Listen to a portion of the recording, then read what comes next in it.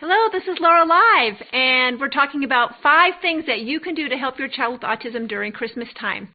When my twins were 3 years old, their 3-year-old Christmas, I remember when I was pregnant with them thinking, oh my goodness, we're going to have 2 3-year-olds for Christmas. It's going to be twice the cuteness. I can't wait. Well, when the big day arrived, they were screaming. They were unhappy.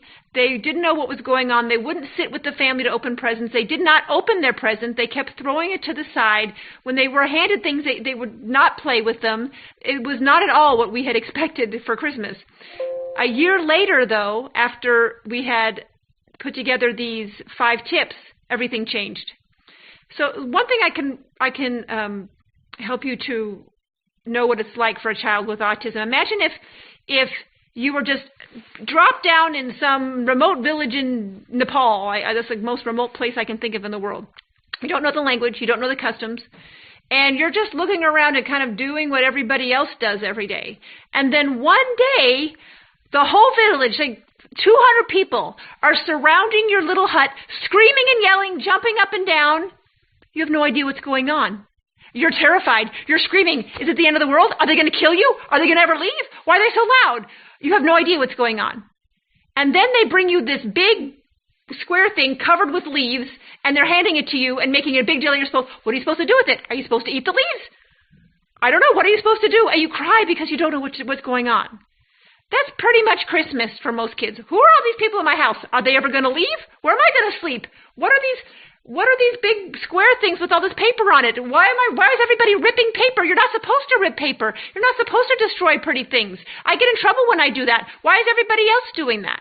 You can imagine how confusing Christmas would be. Most children with autism don't know the concept of a present. They don't know the concept that it's theirs.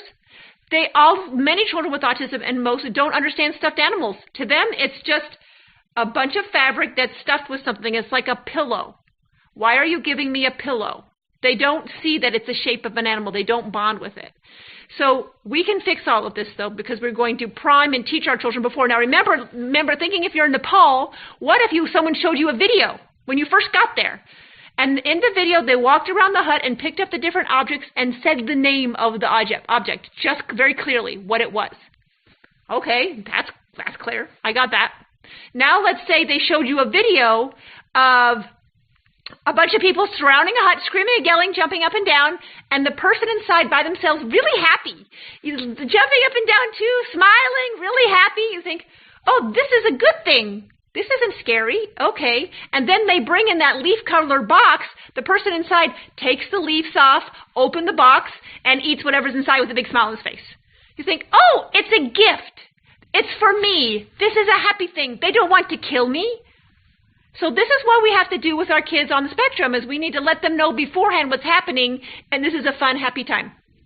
The first thing you want to do is show them old video clips of large family gatherings, if you have them, or any family gatherings with people at your house before, because then he'll put it together. Oh, that happened before, and they all left. They're not staying here forever. The second thing you want to do is you want to have a chill-out zone. So if the festivities get too much for him, he has a place where he can go that nobody else is going to go, and let everybody else in the party know that you do not go into that room. And you take a video beforehand. You'd have 2 people. Maybe you have if you can have some actors come, like friends or neighbors come, and you have mom or dad is filming, and the other person is acting out the child. And let's say you act as your child. You're putting your hands over his ears. Everybody's too loud. You're looking around. You're acting out anxiety. And then you go into your chill room and you sit there and you have a big smile on your face and you sit there and you just breathe, and you're happy and you're playing with your toys. And then you think, and then you go back out with the people and you're happy again. And so you can know this is what you're supposed to do. And so it sort of transfers that. A lot of the times, also during the Thanksgiving or Christmas or some of the holidays, you're eating foods that you don't normally eat. And sometimes the smells can be overwhelming to a child with autism. Their senses are much more sensitive. So imagine if you took a box of poultry seasoning and just shoved it up your nose and walked around with that for 2 hours. That would be pretty annoying. And it would be overwhelming. It's just too much. Well, same thing happen with our kiddos with unusual smells. So starting before the holidays, pick a different dish that you're going to serve and cook it or fill the house with that smell so he gets used to it. Even take some poultry seasoning if you're going to have a turkey with stuffing and boil in water on the stove. Get him used to those smells. Another thing is create videos of things that he's going to see on that big day. So it's best to get, if you can get people to send you photographs of themselves who are going to be at your house, and make a little video that you can hold it up to your face. And someone can, this is the person's face, this is their name, this is who they are, and set the table 2 days before the big day. Set the table just like you're going to have it for the big day, and put those photos at everybody's seat. So your child knows this person is coming. They're going to sit there, okay? And it's not so, and he's used to the idea of that happening. Gemiini has a feature where you can upload your own video. So you can make a Gemiini video. You can put in Christmas tree, decorating. You could put in turkey, ham, whatever all the foods you're going to eat. You could put in grandma, grandpa. You can put brothers, sisters, and you can put your own videos into your session with all the Gemiini videos of that child's specific grandma, grandpa, the people who are going to be at dinner, so he will know all their names and learn all their names before they get there. And so it will be kind of fun when they get there. Oh, I know you, and we'll be able to name them. The last thing you should do is teach a child what a present is. I know it's foreign that you think every kid just knows what a present is, but children with autism, it's like that thing in Tibet. They bring you a big box with leaves all over it. What's that? Like I said before, people are not supposed to rip pretty things. You're not supposed to rip paper. The whole idea of tearing open this box is exactly the opposite of what we teach kids to do the rest of the year. So it's not so unusual that they wouldn't know what they're doing. Gemiini has a video that we've created with little Luke on opening a present, saying thank you, and then playing with the toys after. So you understand, this is for me, I'm allowed to rip the paper, I say thank you or give a thumbs up, and then I play with it afterwards. And we put it for free, it's on YouTube, so if you go to our Gemiini YouTube channel, you can go to the sample video section in the playlist, and you can find it there. And you get ideas from that video on what you want your child on your own, what to do for your own presents. Now, unlike other children with autism do not like surprises. Don't like them.